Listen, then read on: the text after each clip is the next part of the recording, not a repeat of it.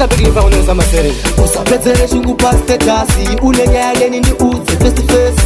Usati washupana na jogasi, womposta chitengesa madomas. Usapezere shungu paste tasi, unenyaya neni ndi uze face to face. Usati washupana na jogasi, womposta chitengesa madomas. Jamaika muri vaviri, ngazviperere mumbase muri.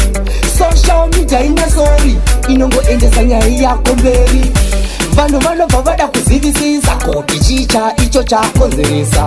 Ziva status yekuisa, usati nanga nezvisina basa.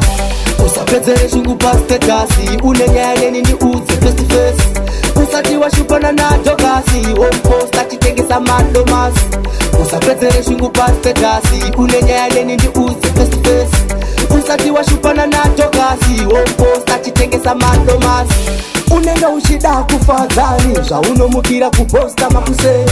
Zvinhu zvakaitika kuDurban, unonzwazvo kudira kuLondon. Funga usati waposta, because unokomendwa fasta. Hawamire kukuwanzira marasta, waposta zvinhu zvechigangsta. Usapedzere shungu pastatasi, unenyaya neni ndi udze face to face. Usati washupana na jogasi, womposta chitengesa madomas. Usapedzere shungu pastatasi, unenyaya neni ndi udze face to face. Usati washupana na jogasi, womposta chitengesa madomas. Use your brain in order to reduce your pain. Posting bad things, what you gain?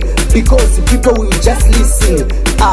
Hero irozigwara, rinozviedza zimunhu rakangwara. Pasi rose rakatoongorora, hunhu hwaro hwakaora. Sasa kumeta. Usapedzere shungu pastatasi, unenyaya neni ndi udze face to face. Usati washupana na jogasi, womposta chitengesa madomas. Usapedzere shungu pastatasi, unenyaya neni ndi udze face to face. Usati washupana na jogasi, womposta chitengesa madomas. Sude. Terrible. Master begin from the Rosa Masere. Super Records. Exotic party.